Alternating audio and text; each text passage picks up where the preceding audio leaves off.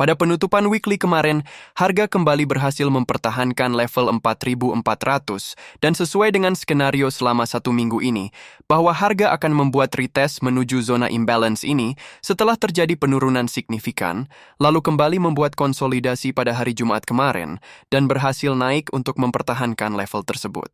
Sehingga pada weekly time frame berhasil ditutup dengan candle Morningstar. Jika minggu depan terdapat konfirmasi candle bullish, maka berpotensi akan menguji kembali level $5.000. Namun jika ditutup dengan candle bearish, maka akan melanjutkan koreksi dengan skenario drop-based drop. Namun setidaknya selama 1 minggu kemarin, masih ada upaya dari buyers untuk mempertahankan level EMA 200 setelah terjadi koreksi selama 9 hari berturut-turut. Karena dalam sejarah belum pernah terdapat koreksi lebih dari itu, dan setelah koreksi ke-9, maka 2 hari setelahnya harga cenderung ditutup dengan candle bullish.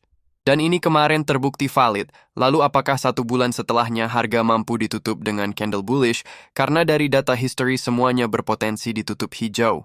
Lalu dari data outflow koreksi kemarin menjadikan arus keluar terbesar sejak tahun 2013, dan dalam kondisi ini, artinya tekanan jual sementara sudah mulai melemah, sehingga potensi market mendekati level bottom dan siap membuat retracement. Didukung juga ketika harga emas masih bertahan di atas level EMA 200. Karena terakhir kali harga menyentuh level tersebut adalah pada akhir tahun 2023 sebelum akhirnya naik lebih dari 100%. Walaupun semua data mendukung, namun kita masih perlu melihat adanya konfirmasi dari buyers seperti ini, karena selama kenaikan kemarin harga masih belum mampu ditutup untuk mengalahkan candle sellers terakhir. Namun jika ini valid, maka potensi retest terdekat menuju zona imbalance di sini. Tapi jika buyers belum cukup kuat, maka akan ada pengujian sekali lagi ke level EMA, atau pada zona Fibonacci di bawah, dan harga kembali membuat konsolidasi yang lebih panjang. Namun jika melihat indikator smooth stochastic sudah mulai membuat cross pada level jenuh jual, di mana kalau kita lihat 2 kejadian sebelumnya ketika stochastic berhasil membuat cross dari level ini, maka harga akan langsung membuat retracement.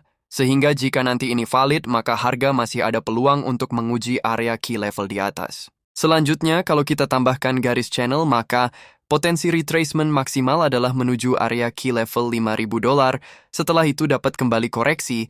Jika ini ditembus, maka harga masih bisa kembali membuat all-time high. Karena sering terjadi pergerakan besar di emas biasanya dimulai saat bad news selalu muncul, sehingga membuat para investor kecil panik dan melakukan aksi jual, sementara big player mulai akumulasi.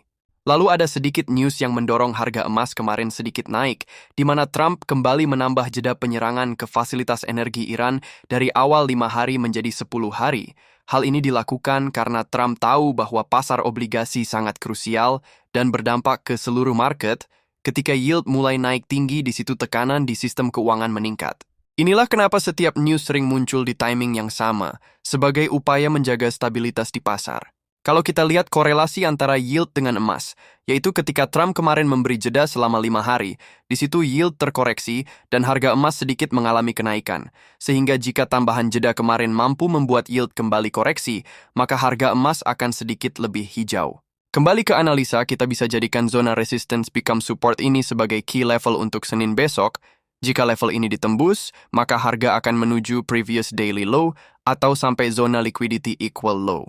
Namun jika area ini dipertahankan, maka harga bisa melanjutkan kenaikan menuju zona daily imbalance, serta mengambil inductment di atas. Area tersebut juga bertepatan dengan resistance trendline yang masih bisa kembali menahan harga untuk sementara waktu. Akan lebih bagus jika candle di time frame 4 jam ini mampu ditutup mengalahkan candle impulsive sellers di sini, sama seperti kejadian pada hari Jumat kemarin. Lalu secara internal, kenaikan kemarin sudah menjadikan perubahan structure dan harga berhasil breakout dari pola IHSG dengan target menuju previous weekly high di atas. Sehingga secara jangka pendek, strategi beli masih lebih dominan dengan memperhatikan respon harga ketika menuju kedua area support di bawah. Dengan invalid skenario apabila pada time frame 4 jam harga ditutup impulsif bearish menembus zona key level 4.400.